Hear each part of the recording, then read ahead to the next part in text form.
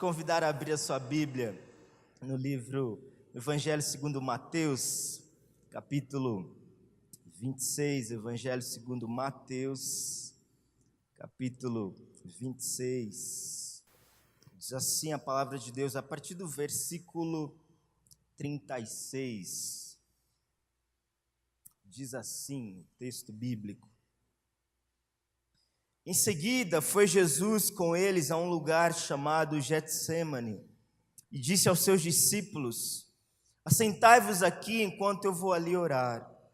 E levando consigo a Pedro e aos 2 filhos de Zebedeu, começou a entristecer-se e a angustiar-se. Então lhes disse: a minha alma está profundamente triste até a morte. Ficai aqui e vigiai comigo. Adiantando-se um pouco, prostrou-se sobre o seu rosto, orando e dizendo: meu Pai, se possível, passe de mim este cálice, todavia não seja como eu quero, e sim como tu queres. E voltando para os discípulos, achou-os dormindo e disse a Pedro: então nem por uma hora pudestes vós vigiar comigo? Vigiai e orai para que não entreis em tentação. O espírito na verdade está pronto, mas a carne é fraca.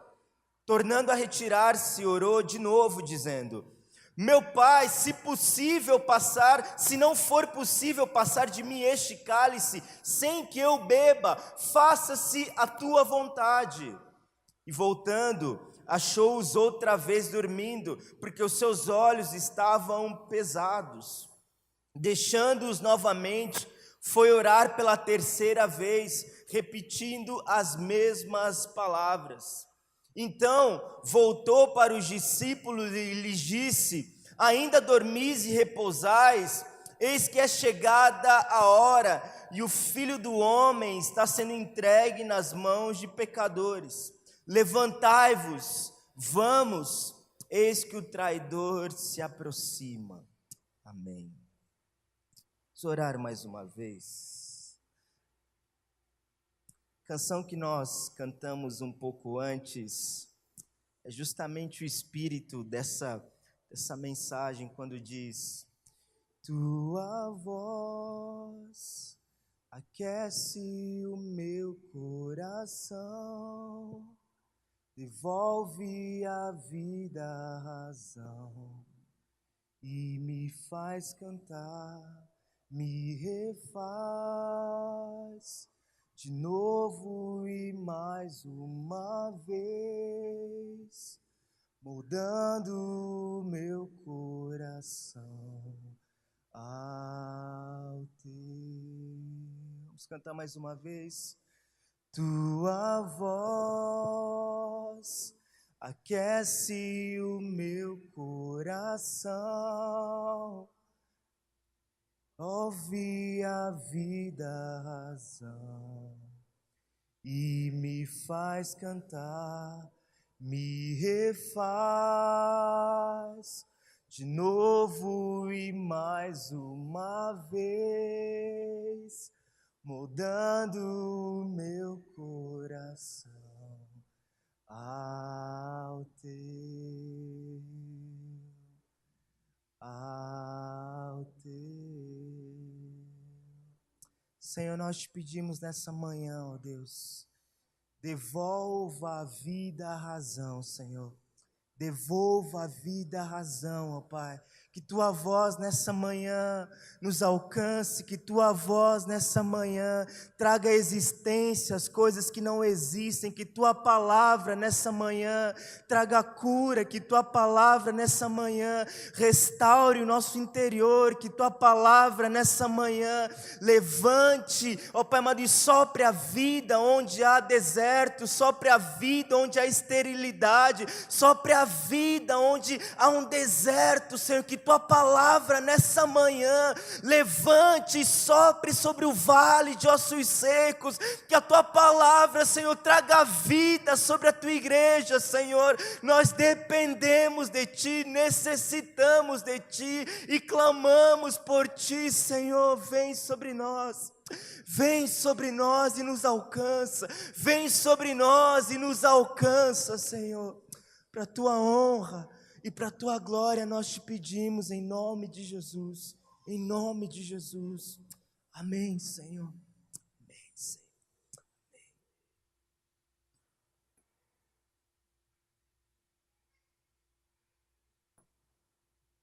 Dias atrás eu fui visitar um amigo, um irmão da igreja, e nós estávamos ali juntos, nós estávamos conversando, e ele compartilhava comigo a respeito da dificuldade no seu ramo de atuação. Ele trabalha com vendas, ele compartilhava da dificuldade que tem sido para ele as vendas e como ele tem passado às vezes por momentos de frustração nesse sentido, de lutas e dificuldades, não alcançando seus objetivos, não alcançando suas metas. E ele compartilhava que isso gera no coração, né, a frustração, o medo, a incerteza, a insegurança. E ele dizia que minha mãe sempre me fala, ele dizendo as palavras dele, minha mãe sempre me fala: filho, calma, filho, fica tranquilo, Deus vai nos ajudar, Deus vai abençoar, Deus vai te sustentar, Deus vai dar uma saída, Deus vai dar uma direção. E ele dizia: eu sei, quando a minha mãe fala isso, eu de fato sei que Deus nos ajuda, de fato eu sei que Deus nos dá uma direção, de fato eu acredito e eu estou consciente, eu sei que Deus nos ampara e nos responde nos momentos difíceis, mas nem sempre aquilo que eu sei combina com o que eu sinto. Apesar de saber que Deus responde, apesar de saber que Deus se manifesta, apesar de saber e ter consciência de tudo que a palavra de Deus diz, de Deus estar conosco, de Deus nos ajudar, mas às vezes meu coração ainda assim é tomado de medo, ainda assim é tomado de preocupação, ainda assim é tomado de ansiedade, ainda assim meu coração parece às vezes não acreditar naquilo que a palavra de Deus diz. Eu sei que essa experiência do meu amigo não é apenas a experiência dele, mas é a experiência de todos nós em alguns momentos das nossas vidas. É a experiência de que eu sei o que a palavra de Deus diz, mas mesmo assim estou abatido, mesmo assim estou angustiado, mesmo assim meu coração está diferente do que eu sei. E essa é a experiência que Jesus está atravessando nessa narrativa que nós lemos aqui no Getsêmani. Por isso, nessa manhã eu quero compartilhar com você este tema: quando eu sei, mas não sinto. Quando eu sei, mas não sinto. E o que nós vamos fazer aqui primeiro, nós vamos falar do poder das emoções em nossas vidas. E depois nós vamos falar então como nós lidamos com esse poder das emoções em nossas vidas. Em primeiro lugar, então, olhando para o poder das emoções, veja comigo o verso 37 e 38, acompanhe na sua Bíblia, por favor. Diz o texto: e levando consigo a Pedro e aos dois filhos de Zebedeu, começou a entristecer-se e a angustiar-se. Então lhes disse: a minha alma está profundamente triste até a morte. Jesus se aproxima de um lugar chamado Getsêmani, que significa prensa de azeite. Isso já dá uma dica, prensa de azeite. E ele chega a esse lugar e ele diz que a sua alma começou a entristecer-se e angustiar-se. Ele diz que está profundamente triste até a morte. Esse texto me causou muita perplexidade. Por quê? Gente, é Jesus falando. Jesus descortinando o seu coração e rasgando seu coração e falando o que ele está sentindo. Jesus está dizendo que ele está assim, ele está entristecido, angustiado, profundamente triste até a morte. E por que isso me causa perplexidade? Porque Jesus é o Filho de Deus. Jesus, como Filho de Deus, Ele sabe, e Deus tem uma missão para Jesus. Qual é a missão de Jesus? Vir ao mundo, ministrar, morrer na cruz e ao terceiro dia ser salvo. Essa é a missão, o propósito para o qual Deus enviou Jesus ao mundo. E Jesus sabe disso em toda a sua existência. Ele sabe do propósito de Deus para ele. E não apenas sabe, Jesus, ao longo de toda a sua caminhada, ao longo de toda a sua vida, Ele fala isso, Ele compartilha isso com os seus discípulos. Não são poucas as vezes que Jesus se vira para os discípulos e diz: o Filho do Homem vai ser traído, vai morrer na cruz, mas ao terceiro dia vai ressuscitar. Jesus inúmeras vezes compartilha isso com os seus discípulos. Você se lembra daquele episódio quando Jesus está falando essas palavras e Pedro fala para ele: Senhor, não fale isso, poupe-te a ti mesmo, isso não deve acontecer. E Jesus fala para ele: arreda-te de mim, Satanás. Você se lembra desse episódio? Jesus, ao longo de toda a sua caminhada, Ele sabe o que vai lhe acontecer, o que o espera. E não apenas sabe, mas Ele compartilha isso. Mas então, como explicar o que Ele sabe tão bem? No momento que esse fato, essa missão, esse propósito se aproxima, Jesus está entristecido e angustiado por algo que Ele já sabia que iria lhe acontecer. E me parece que as nossas emoções são assim mesmo.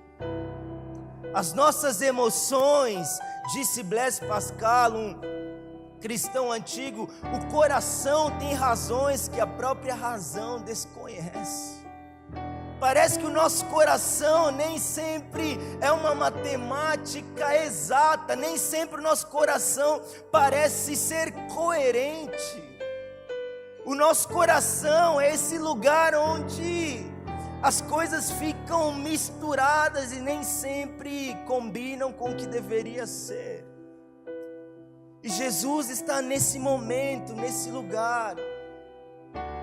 E a Bíblia, ao longo de toda a experiência, nos mostra que um dos grandes elementos da nossa vida que nos leva a tomarmos decisões na vida são as nossas emoções, nossos sentimentos. Te dou um exemplo disso.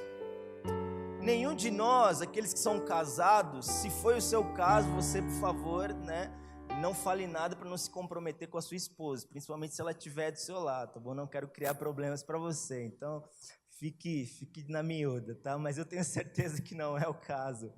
A maioria de nós, casados, namorados, noivos, quando você foi escolher, decidir em se casar com a pessoa com quem você se casou, se relacionar, você não se sentou lá na sua casa, eu imagino, vamos pensar no Wesley sentado lá na casa dele, tarde da noite, na mesa, enquanto ele morava com os pais, ele fazendo vários cálculos, aproveitando que ele é engenheiro, fazendo vários cálculos, várias equações ali e tal, e tudo mais, e tarde da noite, 1h, 2h, e a mãe dele acorda: mas menino, o que você está fazendo aí? Vai dormir, amanhã você tem que acordar cedo. Não, mãe, preciso fazer uns cálculos aqui. Mas que cálculos são esses? Cálculos, eu preciso ver se o resultado vai ser exato, se eu me caso ou não me caso com a Geice. Mas que isso, menino? Como assim? Não, eu preciso calcular aqui se vai valer a pena, se a beleza dela vale a pena, se de fato ela não vai me dar muito trabalho.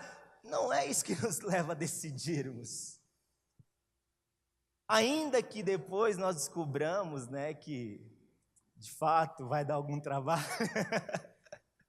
Mas não é isso que nos leva a decidirmos.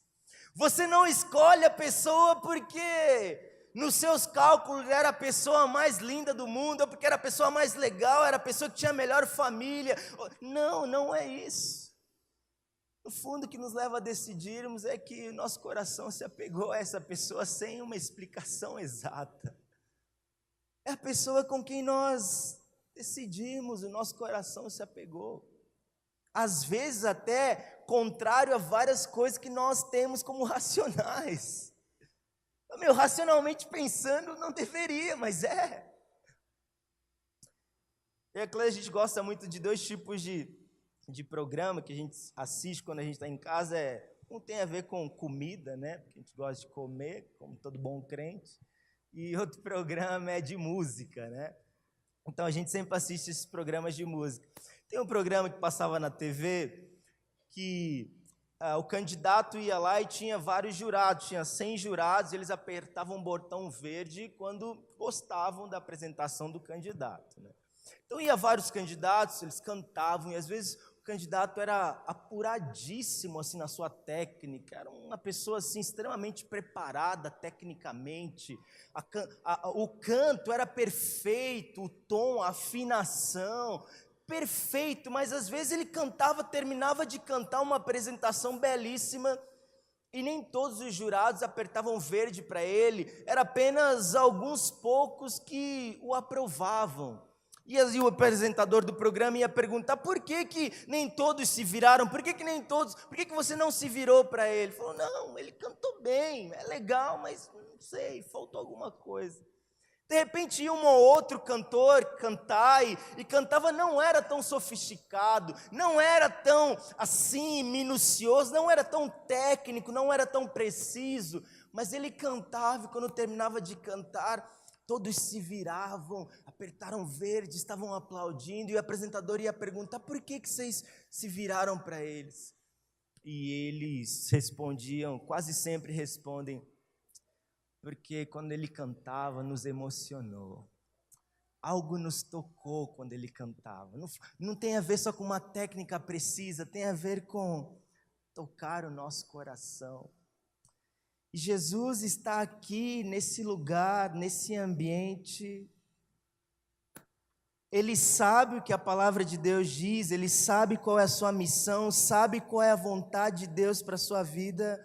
Mas o texto diz que as suas emoções, os seus sentimentos estão em convulsão. Ele está completamente tomado por isso, e apesar dele saber qual é a sua missão, apesar dele saber o que ele tem que fazer, as suas emoções dizem algo completamente contrário, estão querendo dirigi-lo, guiá-lo, empurrá-lo para outro sentido, para outra direção. A pergunta é então, como que nós lidamos com isso? Como nós resolvemos esse problema de, eu sei o que a palavra de Deus diz, mas eu não sinto, como nós resolvemos isso, como nós lidamos com isso? Verso 39, veja comigo, e aqui é a nossa segunda parte, então, como nós resolvemos esse problema. Verso 39 diz, adiantando-se um pouco, prostrou-se sobre o seu rosto e orando, dizendo, vamos ler junto essa oração?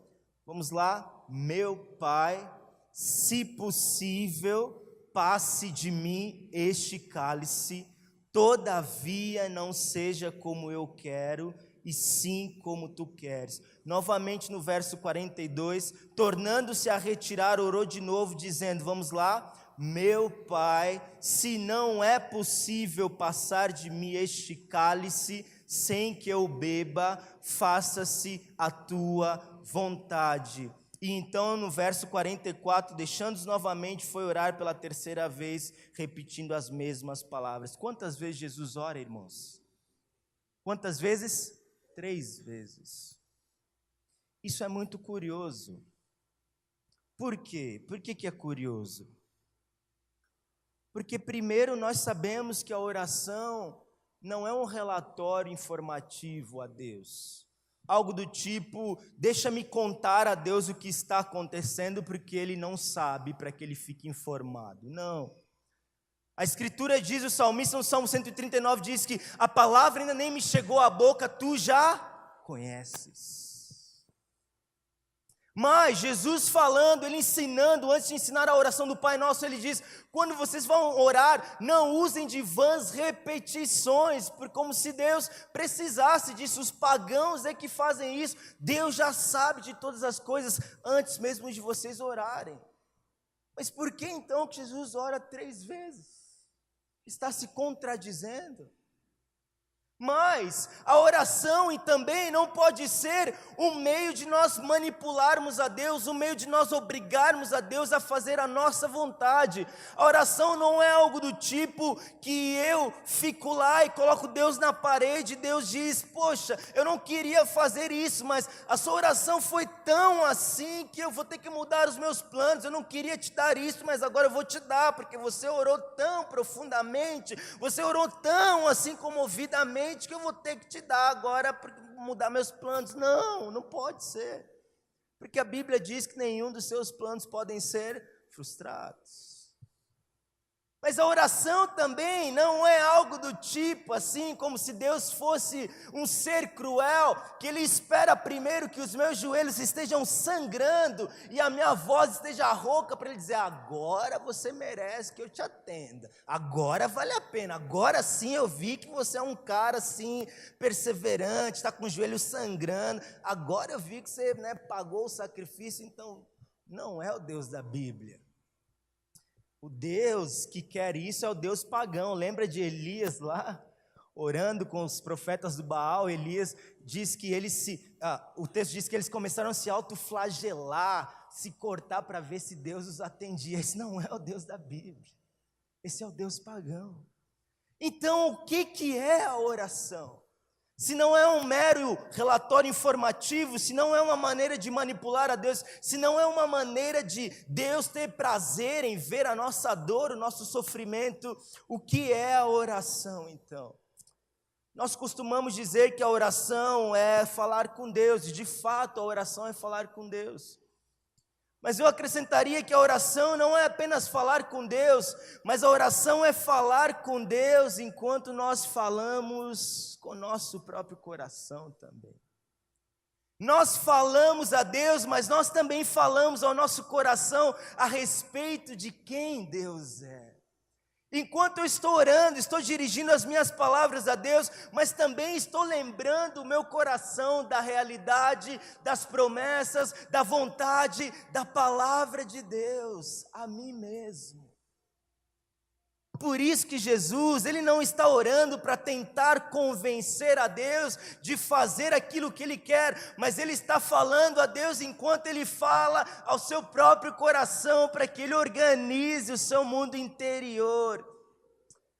Na oração, aquilo que eu sei se conecta àquilo que eu sinto. Por meio da oração, aquilo que eu sei tão bem, mas que parece estar tão distante daquilo que eu sinto, é ligado, é conectado, é juntado. Jesus, antes de ir para o Getsemane, vira para Pedro e diz para Pedro: ó Pedro, tu me negarás hoje. O que Pedro diz? Eu? Eu não. Todo mundo vai te negar, mas eu não.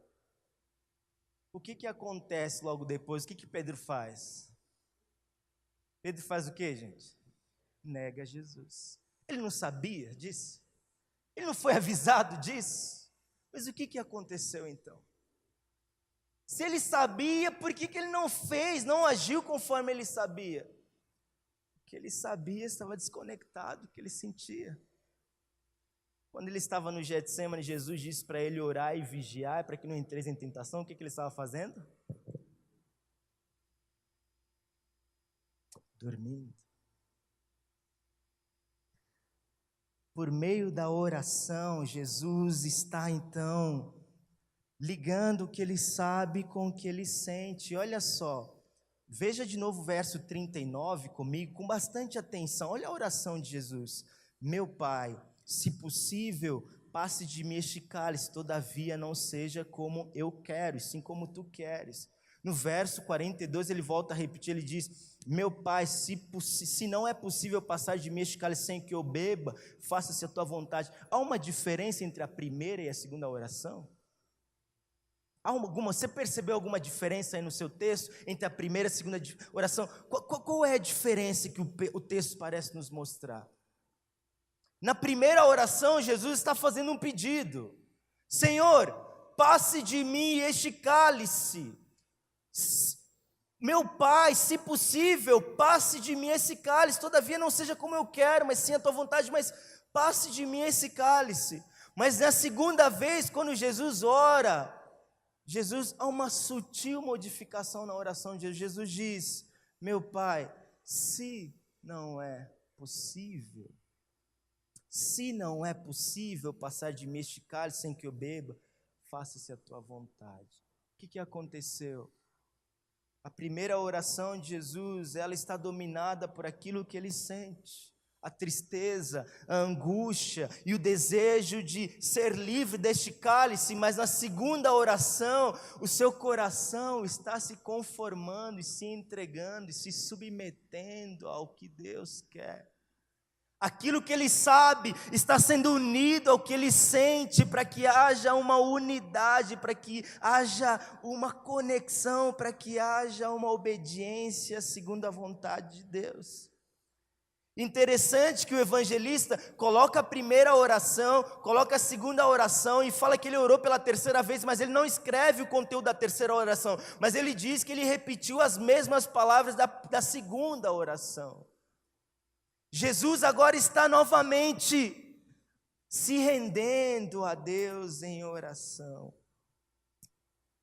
E depois, logo a seguir, nós vemos Jesus no verso 46, ele diz: levantai-vos, vamos, eis que o traidor se aproxima. Nós temos uma diferença aqui colossal, brutal, do Jesus que chega no Getsemane e o Jesus que está saindo do Getsemane. Nós temos alguém chegando no Getsemane dizendo, entristecido, angustiado, alguém que está dizendo que está triste até a morte, mas de repente nós temos alguém saindo do Getsemane dizendo: levantai-vos, vamos.